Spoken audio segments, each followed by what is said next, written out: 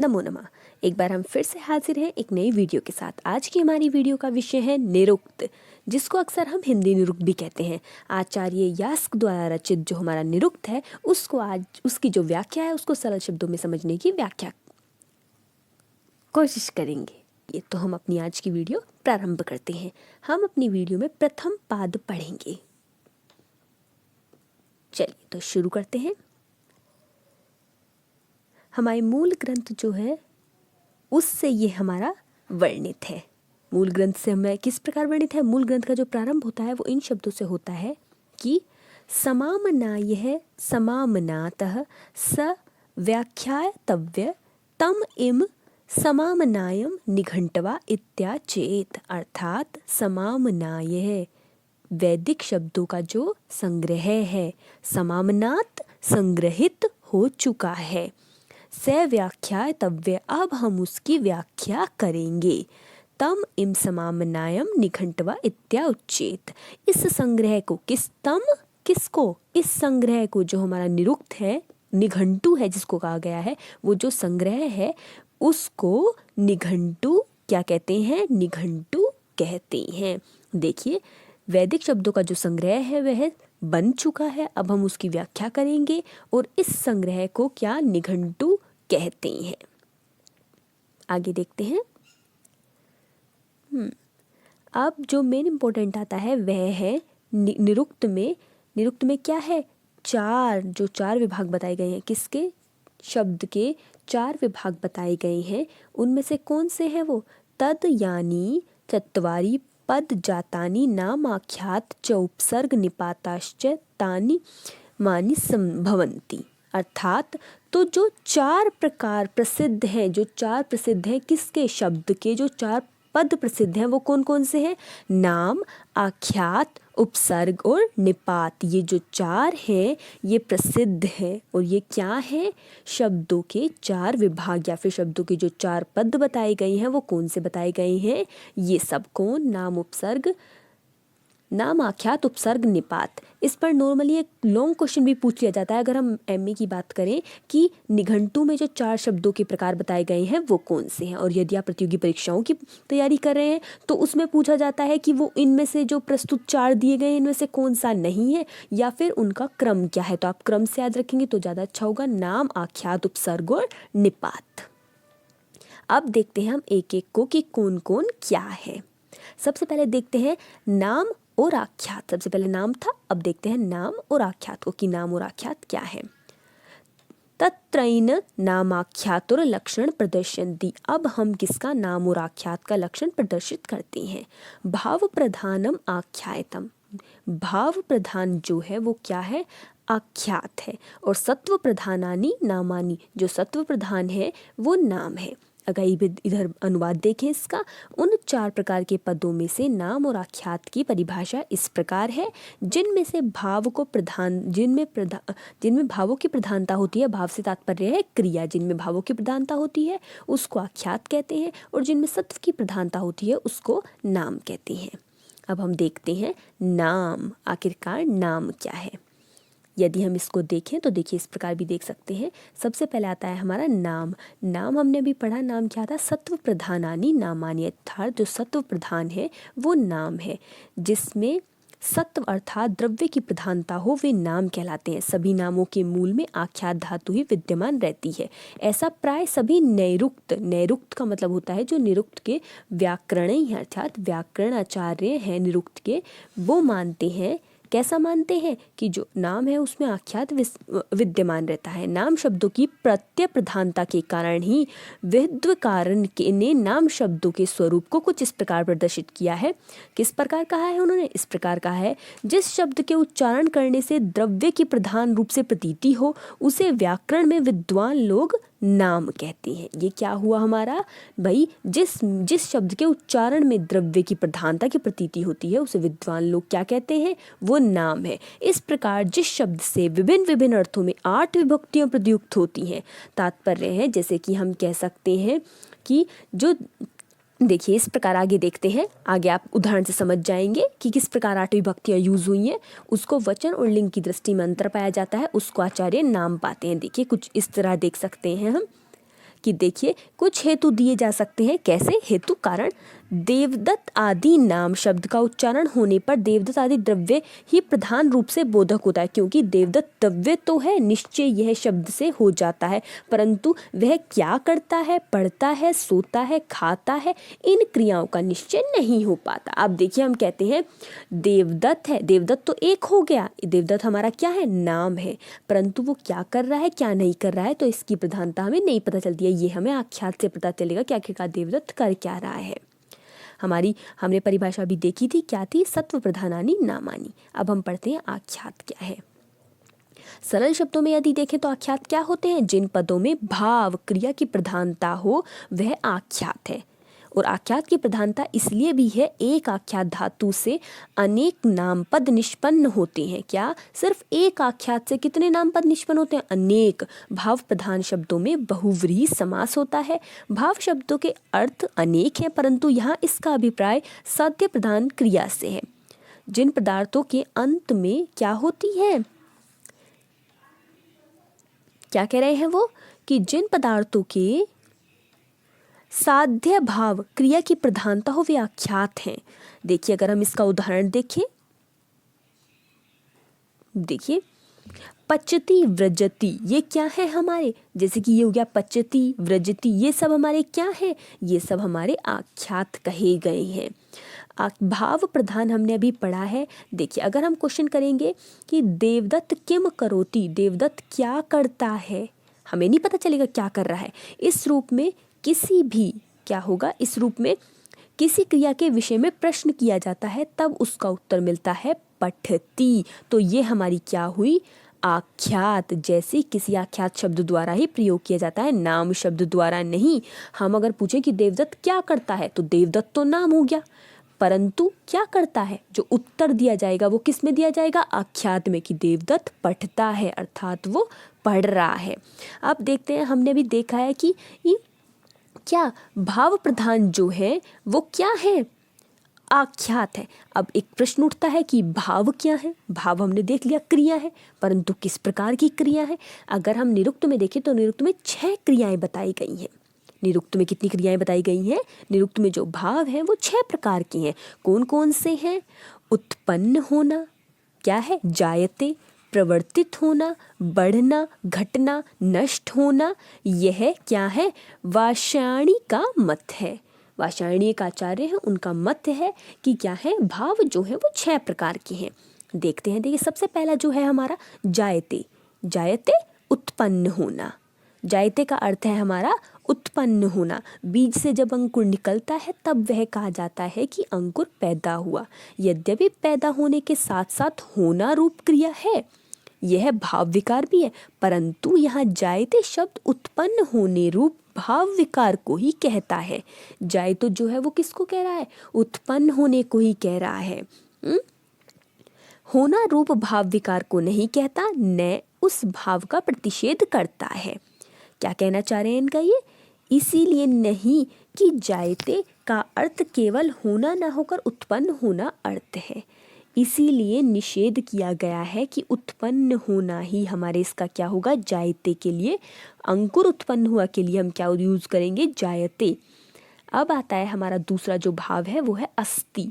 अस्ति का तात्पर्य होना होता है होना। अस्ति का अर्थ क्या है हमारा, होना, अपनी सत्ता धारण करना। अस्ति, भवति, विद्येत, वर्तेत, ये कुछ धातुएं समान सत्ता अर्थात भाव को कहती हैं, जिसका अर्थ क्या होता है, होना या धारण करना किसी चीज को।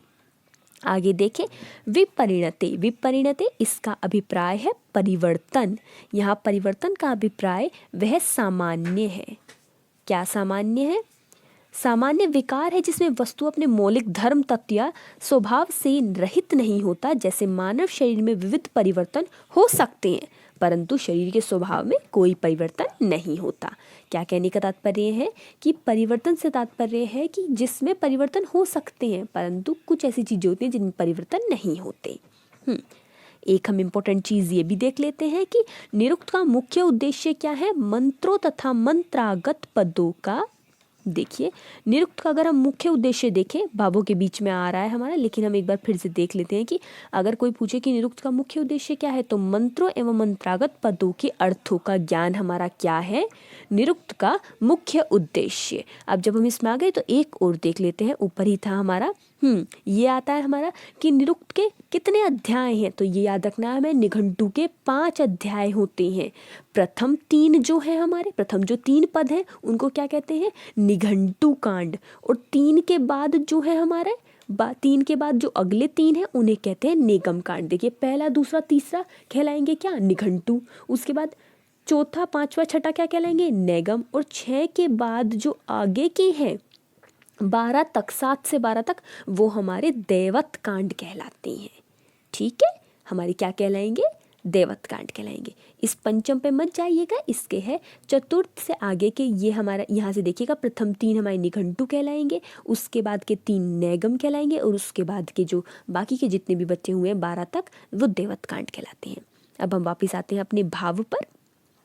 भाव, अगला हमारा जो चौथा भाव है वो है वर्धते। इसका अभिप्राय है वृद्धि। यहाँ वृद्धि 2 प्रकार की हो सकती है, पहले अपनी शरीर की और दूसरे अपने से संबंध या संयुक्त पदार्थों की वृद्धि या पुष्टि। ये है हमारा वृद्धि, जैसे वृद्धते शरीरेण है, ये हमारा उदाहरण हो गया। अगला देखते हैं उपक्षयते। अपक्षयते इसका तात्पर्य है हास। यहाँ हास को भी वृद्धि के समान 2 प्रकार का कहा गया है, पहला शरीर का हास और दूसरा अपने से युक्त या संबंध पदार्थ का हास। पहले का उदाहरण है अपक्षयते शरीरेण, मतलब हमारे शरीर से उत्पन्न हुए का हास हुआ है, और दूसरे का उदाहरण हो गया अपक्षयते अपजयेन। अगला पढ़ते हैं, अगला है हमारा विनिश्चयति। यह 6 विकारों में क्या है, अंतिम विकार है। 6 विकारों में अंतिम विकार कौन सा हुआ, विनिश्चयति। इसका तात्पर्य है विनाश होना। जब हास अपनी अंतिम सीमा पर आ जाता है तब विनाश का प्रारंभ शुरू होता है। इसी कारण यह विनिश्चयति पद अंतिम भाव विनाश की प्रारंभिक अवस्था को कहते हैं।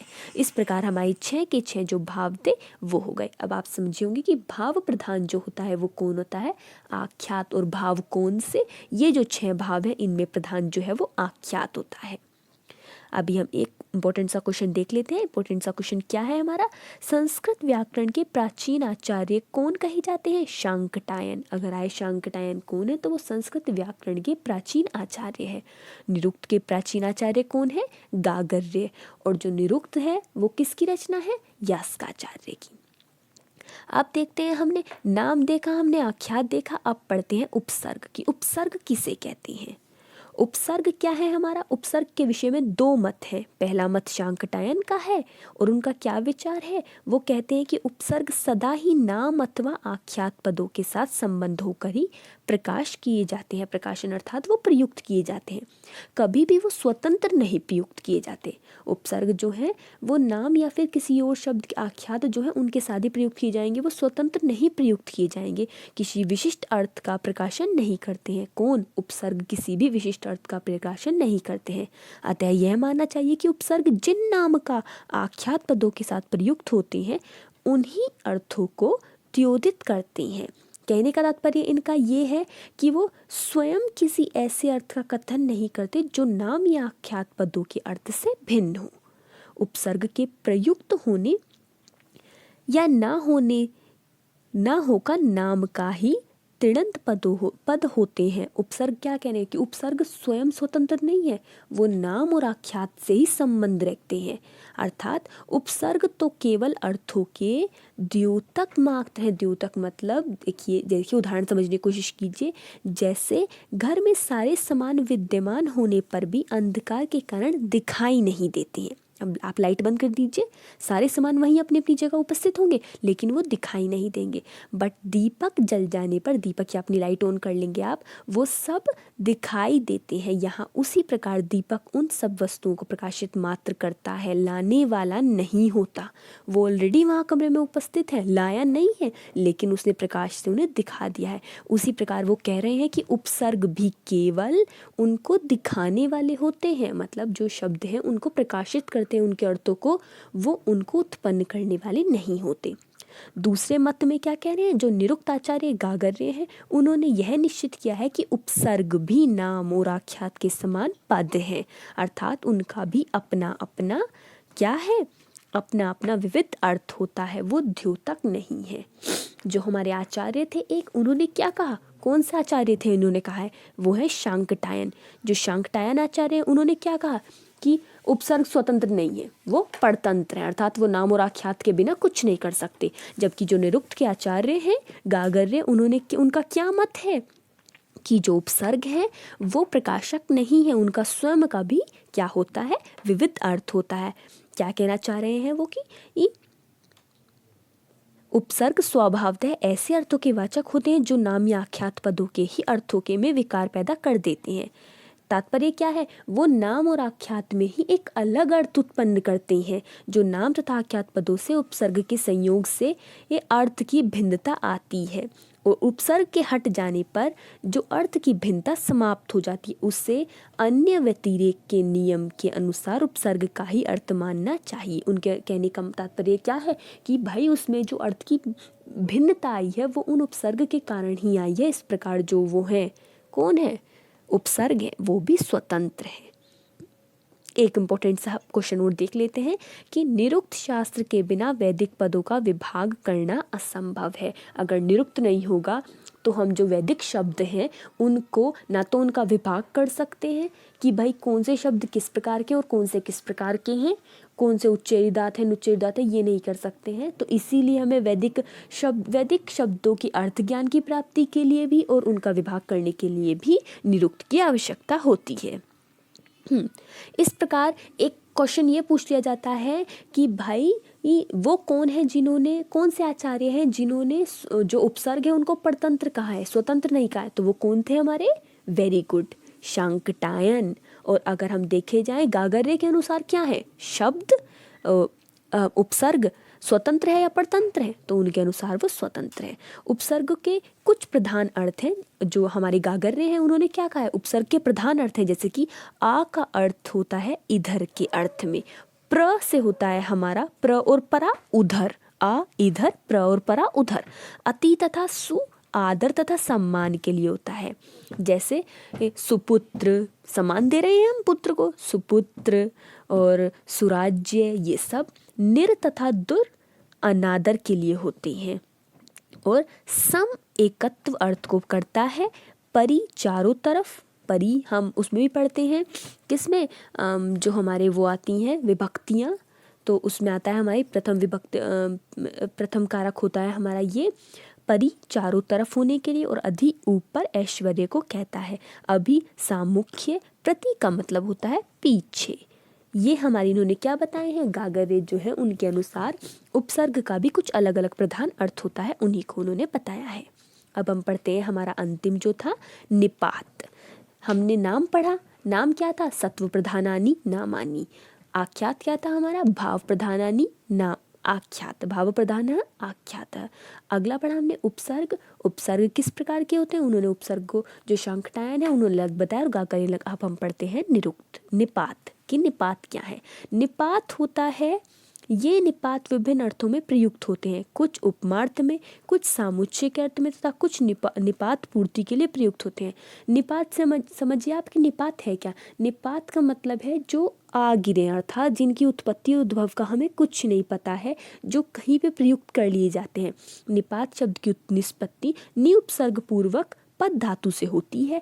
चूंकि ये निपात विविध अर्थों में प्रयुक्त होते हैं इसलिए इन्हें निपात कहते हैं, ऐसा भी कह सकते हैं। और कुछ विद्वान जो निपात शब्द है उसका अर्थ यह निकालते हैं कि यह शब्द भाषा में अज्ञात रूप से आ गिरे हैं, जिनके प्रकृति प्रत्यय आदि के विषय में स्पष्ट कुछ ज्ञात नहीं है, इसलिए इनको क्या कहते हैं, निपात, अर्थात हमें इनके बारे में कुछ ज्ञात नहीं है। एक छोटा सा और इम्पोर्टेंट सा क्वेश्चन देखते हैं कि निर्वचन के सिद्धांत, निर्वचन के कितने सिद्धांत होते हैं। निर्वचन के सिद्धांत है हमारे आगम, किसी शब्द का आगम हो जाना, विपर्य, कुछ शब्द इस प्रकार के जैसे कि लखनऊ का नखलऊ हो जाना, विपर्य हो गया, लोप, स्टेशन का टेशन हो जाना। ये हमारे निर्वचन के 3 सिद्धांत है, आगम, विपर्य और लोप। वापस आते हैं हमारे अपने निपात पर।